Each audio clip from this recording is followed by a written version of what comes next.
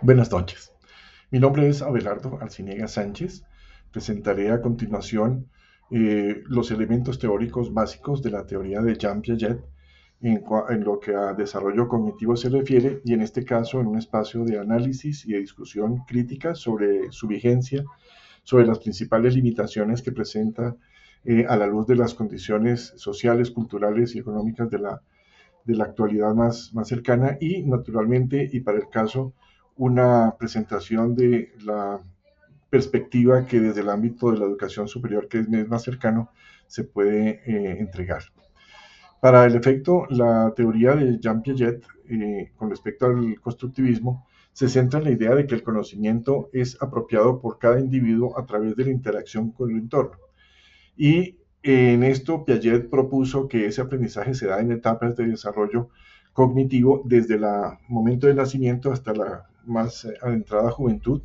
en la que esa visión es obviamente modelada por la circunstancia y el contexto en el que se dio el mismo proceso de investigación. Jean Piaget nace en la ciudad de Neuchâtel, en Suiza, digamos, a finales del siglo XIX, pero su vida académica y su vida de investigación estuvo centrada en el contexto social de su época, en la que se vivieron básicamente dos guerras mundiales, primera y segunda, e incluso el principio de la Guerra Fría en el año 47. Los estudios y desarrollos que estuvieron ligados digamos, a la biología, a los aspectos de la filosofía, siendo el filósofo, están centrados y condensados en las visiones psicológicas que se dan básicamente en la apropiación del conocimiento desde su cátedra universitaria, que fue la psicología infantil y la historia del pensamiento científico, desde el cual, pues sentadas esas bases, se da, digamos, ya una primera versión de ese estudio profundo sobre el desarrollo cognitivo en los niños, y naturalmente una proyección en el tiempo que se da desde el Centro Internacional de Epistemología Genética, dado en la Universidad de Ginebra, desde donde se inició todo el proceso de divulgación de esos descubrimientos y de esos desarrollos prácticamente a todo el mundo. La vida de Jean Piaget se extiende hasta la adultez más, digamos, longeva. Él fallece en el año de 1980, y, por supuesto, el legado que entrega a la humanidad es increíblemente grande, siendo seguido por muchos eh, investigadores contemporáneos, siendo que incluso algunos otros congéneres y investigadores de la misma época de él, en diferentes contextos, trabajaron el mismo proceso con coincidencias increíblemente valiosas. Uno de ellos, Lev Vygotsky, por ejemplo, que casi comparte fechas de cumpleaños con Jean Piaget, aunque crece en otro ambiente paralelo muy cercano, eh, pero con unos conflictos sociales muy diferentes. Bielorrusia, que es de donde Vygotsky, fue invadida en la época de la Alemania nazi y pues destrozada en muchos aspectos, incluyendo su cultura, pero los legados que deja Vygotsky, coincidentes con los de Piaget, pues dan una idea clarísima de la visión del constructivismo, con algunas pequeñas diferencias, ¿no? Vygotsky falleció de una enfermedad generada pues por esos procesos de desconexión y de deterioro social y económico de una edad muy temprana. No obstante, esta observación sí es coincidente en los siguientes puntos. Algunas de las características que se presentan desde Piaget y visto desde otros muchos autores observan al niño como un pequeño científico, ¿sí? Que apropia y, digamos, descubre el mundo y su entorno a partir de el contacto experiencial y de observación que se tiene, y desde el cual se derivan unas, digamos, etapas que son claramente identificadas en secuencia invariable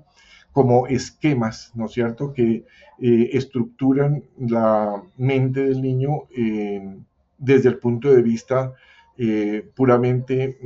digamos, compleja, en la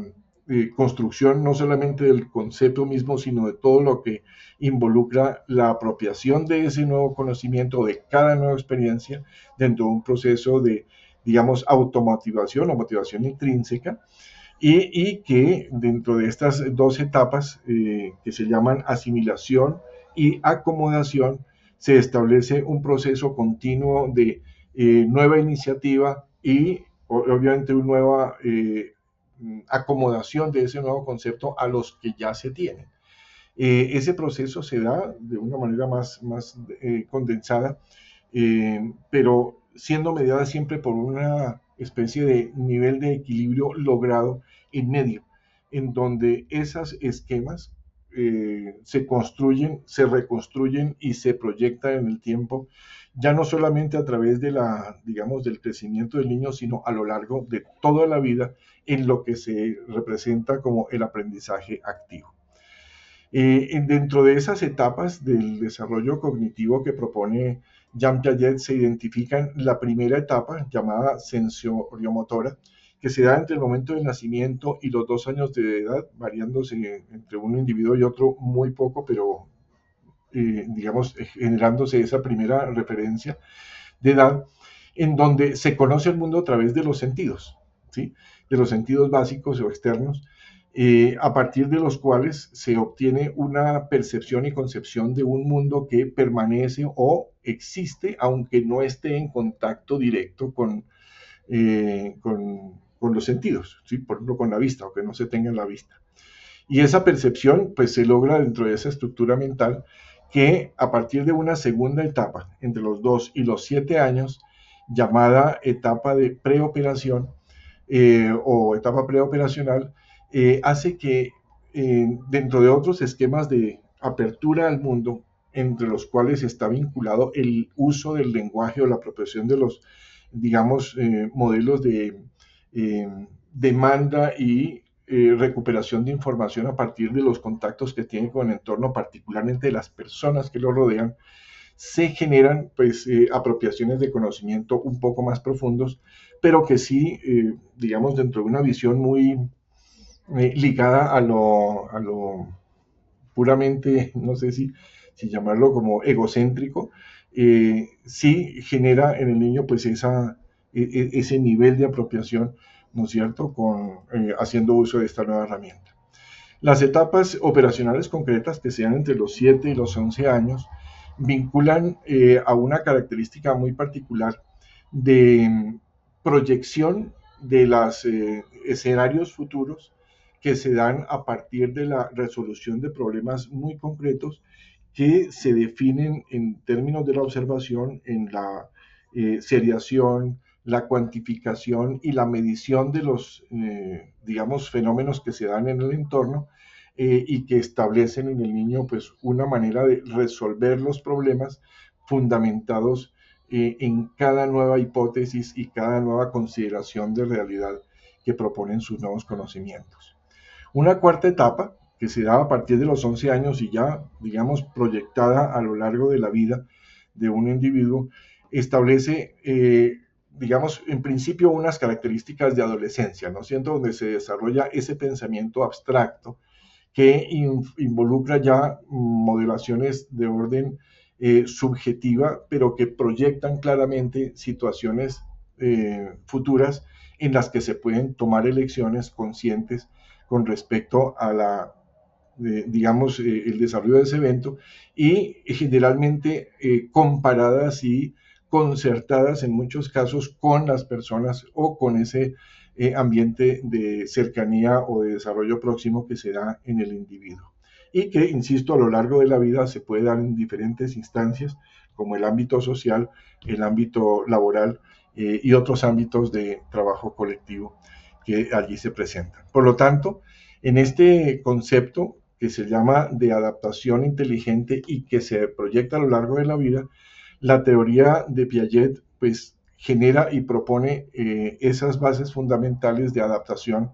y asimilación permanente, de acomodación de nuevos conocimientos, en tanto se dan ámbitos de desarrollo del conocimiento que, insisto, observados desde la desde la asimilación, desde la acomodación y llevados a la proyección que se da, digamos, en los ámbitos que se proyectan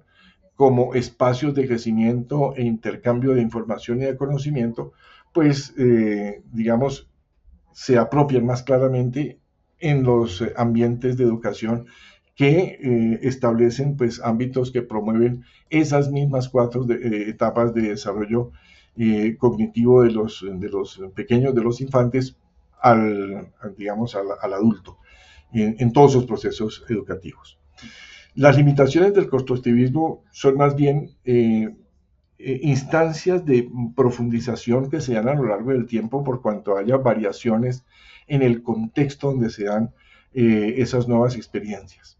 Si bien es cierto que la tarea se dio con una visión de construcción de un ser humano capaz de modelarse a sí mismo y modelar el ambiente, digamos, propiamente destruido de una sociedad que se veía en crisis, esas mismas experiencias buenas fueron trasladadas a lo largo del tiempo pues a los ambientes educativos actuales que establecen pues algunas dificultades por cuanto a la concepción se dio en términos de una promoción desbocada de esa digamos indagación y descubrimiento del mundo en donde la metodología de digamos de enseñanza que se da hoy con estructuras curriculares muy preformadas, pues resulta ser bastante complejo darle una forma, ¿no es cierto?, estandarizada, en el mejor sentido, como el consenso de las mejores prácticas que se pueden dar para el desarrollo cognitivo de una persona en un ambiente escolarizado. Las críticas que se dan sobre el exceso de libertad, pues inciden directamente en la dificultad para proponer resultados de aprendizaje homogéneos, ¿sí? Porque algunos llegarán más rápido, otros llegarán más lento, o algunos tendrán una vocación o una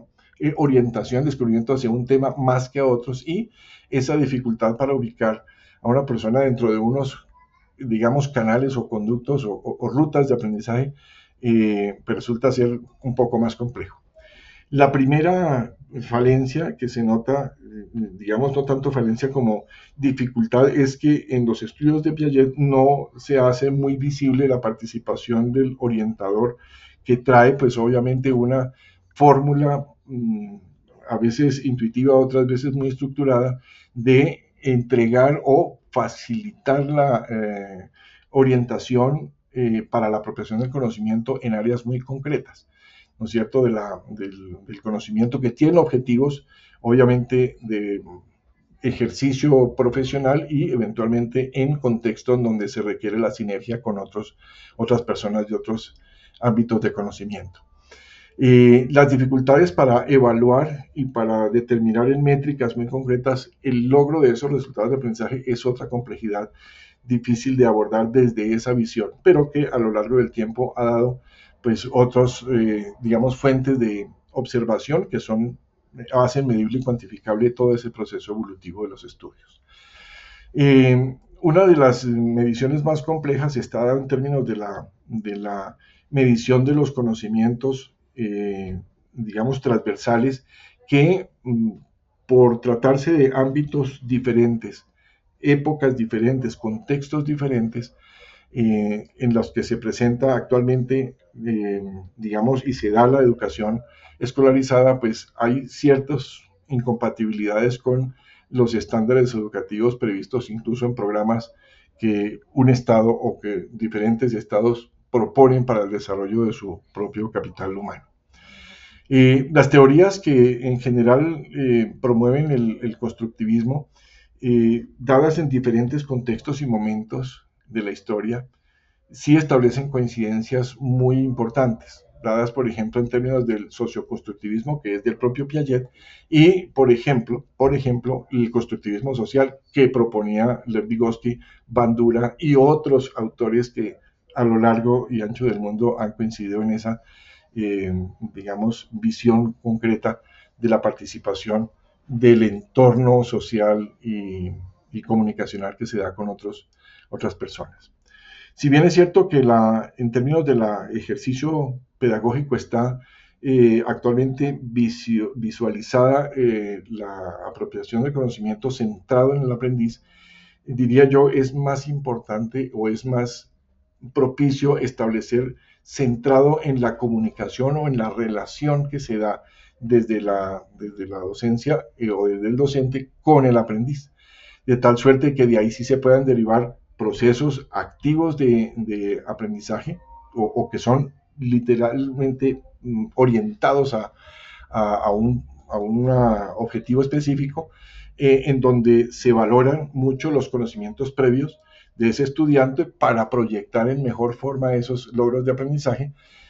promover el aprendizaje colaborativo, es decir, de la integración de los otros aprendizajes o iniciativas en el logro de esos